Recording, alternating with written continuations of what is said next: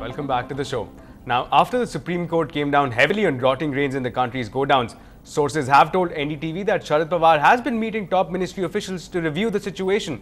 The ministers' panel is also expected to look at a number of issues, including the total availability of food grains, the total offtake of food grains that has been allocated to the states, also looking at ways in which this can be done. There has also been a proposal by the Food Ministry to include another 1.5 crore families and bring them down under below poverty line ambit starting from the 2nd of August. But this scheme has not found the approval so far. This ministers' panel is also likely to study this particular scheme in a way which food grains have been rotting into go-downs can be made available and distributed for free to the poor. Now, countless Kashmiri Pandits fled their homes in the valley in the 90s, fearing for their security.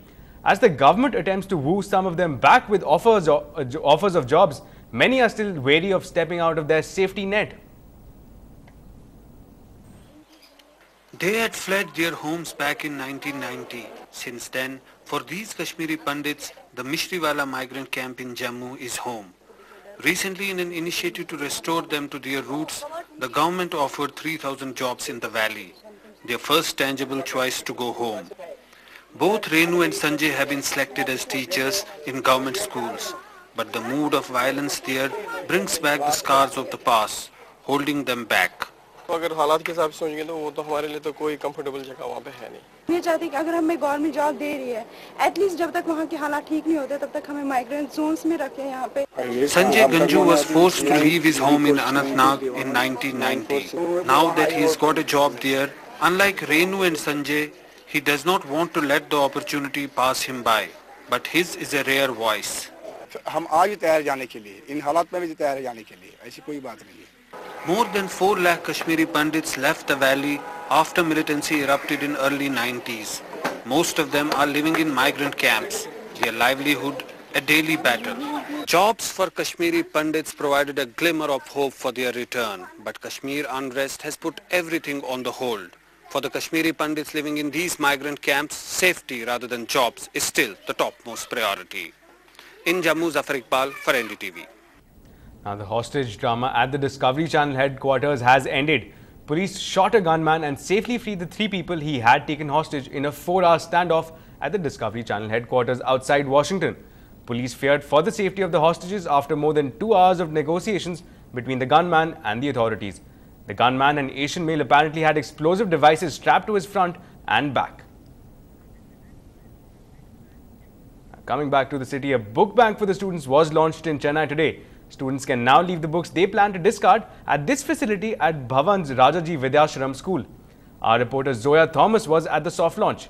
Let's find out more about this. The Hindu newspaper and Aviva Life Insurance unveiled a book at Bhavan's Rajaji Vidyashram School. The facility accepts books from donors, especially children. The book wall is aimed at giving access to books to children who cannot afford them. And the wall represents the huge task which the Hindu and Aviva have taken up. Because if you have a wall, like the Great Wall of China, this is not a wall that stops anyone from coming in, but this is a way of, it really symbolizes the huge work that needs to be done, the monumental work that we have missed doing since independence. When this program is initiated, there's an awareness created among the children and also among all the general public of the right to educate the child, to free him from the shackles of poverty. Students can leave their books in drop boxes placed at over 200 schools. A government school official said schools will be informed and students will be encouraged to contribute to the book wall. I will send circular to all the matriculation schools in Chennai city regarding this program. I will also conduct the principals meeting. Book wall triggered interest and enthusiasm among students and the faculty. I'm very happy that the Hindu is doing this at this juncture. It's basically impossible to go individually to donate our own books to these people. And when somebody takes up this initiative to do this, it's nice, it's very nice. A special drive to collect books from donors will start on September 5th, when the book facility will be officially launched at the Express Avenue Wall. In Chennai with Zoya and Ramanathan, this is Sai Manish for NDTV Hindu. Now, the 3 Pakistani cricketers at the centre of the betting scandal have now been dropped from the squad for the remainder of the Tour of England. The trio of Salman Butt, Mohammad Amir and Mohammad Asif have been dropped and were originally scheduled to play two T20 games. Team manager Yavar Saeed, however, affirmed that they have only been dropped and that they are not suspended. He also said that 3 other players will now replace them for the remainder of the series.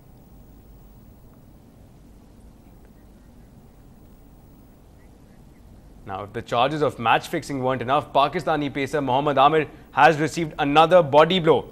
National team's kit supplier Boom Boom, who were also Amir's sponsors, have suspended their relationship with the young Pakistani pacer. In fact, they are also contemplating pulling out as the sponsors of the Pakistani cricket team. Now, in staying with this controversial issue of match fixing, David Warner has become the 5th Australian player to claim that he was approached by a match fixer. What is interesting though is that this does not happen during an international series but during the Champions League T20 tournament in India last year. Warner was playing for the Australian domestic side New South Wales in that tournament and informed the team manager as soon as this incident happened. Now, in staying with the brighter side of cricket now, in a chat with our sports reporter Natasha, the all-time great Aussie pace bowler Dennis Lillee at the MRF Pace Foundation spilled the beans and chose Sachin Tendulkar over fellow Aussie great Ricky Ponting. It doesn't end just there. He even disagrees with Wasim Akram's strong comments about our Indian bowlers being softies. And lastly, his view on the match-fixing allegations that seem to be marring the face of cricket at large. But in the present-day situation, right now, Ricky Ponting or Sachin Tendulkar, they're 2 greats, no doubt. But today, 2010, who would be your pick? See, Ponting's really struggling a little at the moment, seems to be, but Sachin still seems to be going okay. You know, on their day, they're both just amazing players. At the moment, I'd probably have to say Sachin in 2010 is probably a neck in front. I mean, Sachin is just one of the best players I've ever seen, no doubt. I first saw him when he was 14 at the Pace Foundation, and you know, he just at 14, 15, he was smashing bowlers out of the park. You know, there was something special there, and you know, that's continued on. So you know, probably go down as one of the greatest, if not the greatest of all time.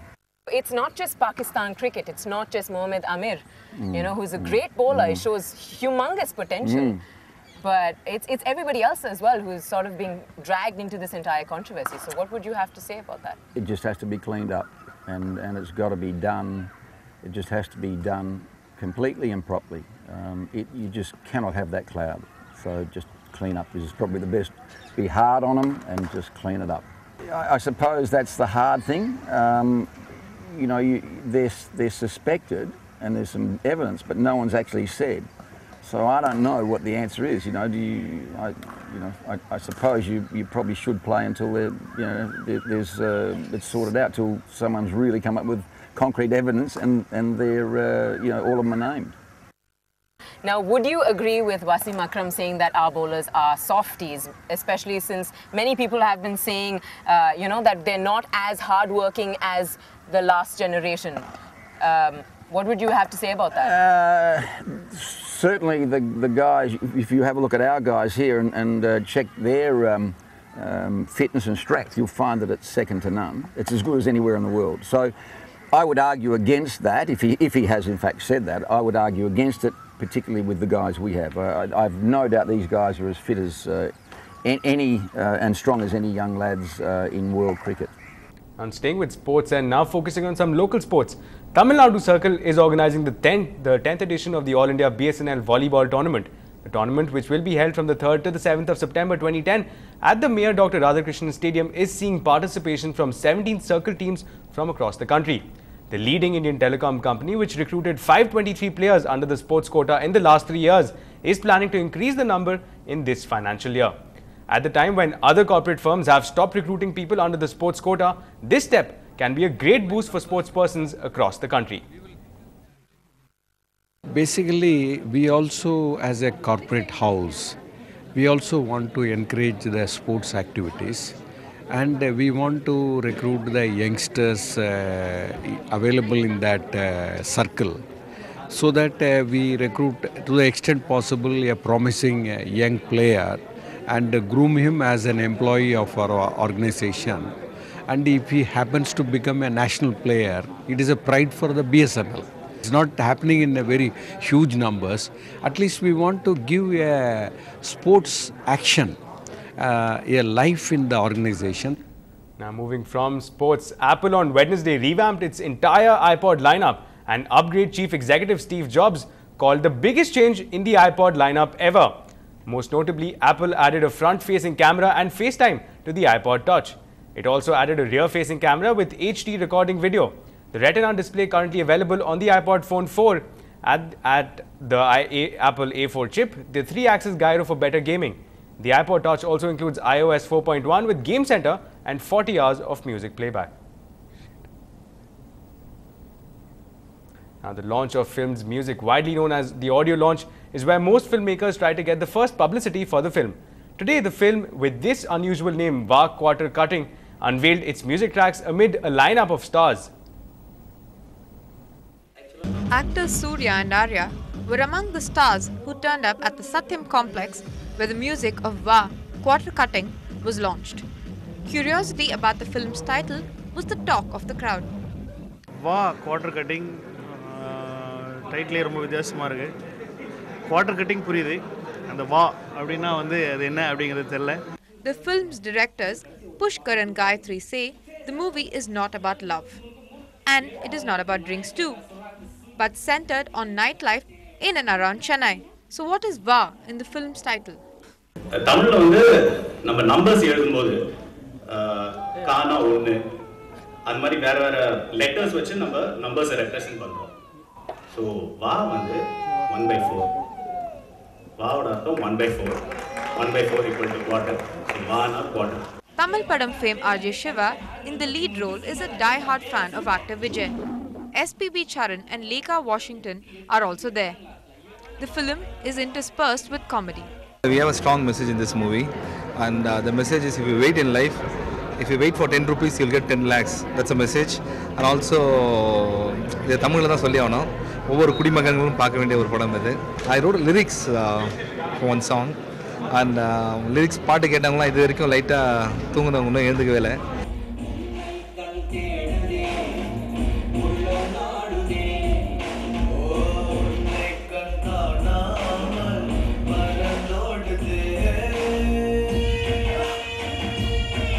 The songs are like modern feel, a new age. I've tried something new like what they did in DFD and LSD. I've tried out a new sound. The film is expected to release in September.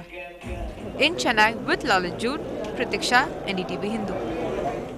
And actor Amir Khan gears up for the next big venture with Yash Raj Films. He has been dodging the rumors, but here's Amir Khan finally giving some room about confirmation about the rumors. Talk about you probably doing Dhoom 3, going on to the Yash Raj banner, probably working with Karan Johar. There's so much. Well, so you want to clear the air on that? No, I mean, the thing is that there have been a lot of offers to me, and I don't like speaking about the offers that come my way, because I think that's professional courtesy on my part to keep things to myself. Right. Yes, you heard it here first. It looks like it's going to be a case of Amir Khan and the kingdom of Dhoom. Amir Khan seems to be the latest looking to leap aboard the Yash Raj bandwagon. Or is that vice versa? Either way, while the speculation continues that Amir will be stepping into John Abraham and Hrithik Roshan's shoes as the villain in Dhoom 3, with or without the confirmation, most film fans are just happy that these two powerhouses are finally coming together after a Cold War that spanned several years. Feeling is entirely mutual. The Mutual Admiration Society has been developing over the last couple of months, with Amir making it a point to include the Yash Raj camp in any of his social gatherings.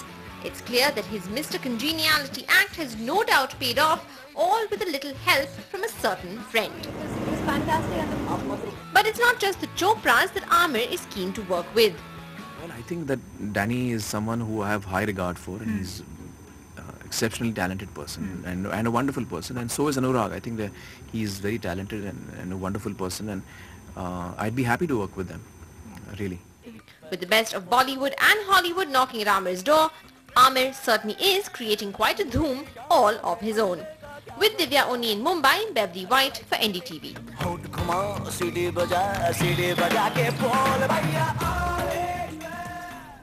Now it's going to be a Friday release of a different kind for the superstar in Chennai. Ahead of his next big film, Robot or Endiran, comes Rajnikant's grand family affair. Saundarya Rajnikant will become Saundarya Rajnikant Ashwin tomorrow. Our executive editor Sanjay Pinto gives us a preview of the wedding of the year. It's perhaps bigger than a first day, first show of a Rajnikant film. This is a set of a Rajnikant family production. Here, Sultan the Warrior is the doting father. And for a change, casting her director's hat aside to play the lead role is the superstar's second daughter, Saundarya. Introducing the lucky groom, Ashwin Ramkumar. Unlike her elder sister Aishwarya, who married actor Dhanush, Saundarya's Prince Charming is not from the film industry. The 27-year-old groom is a Stanford graduate and in the construction business.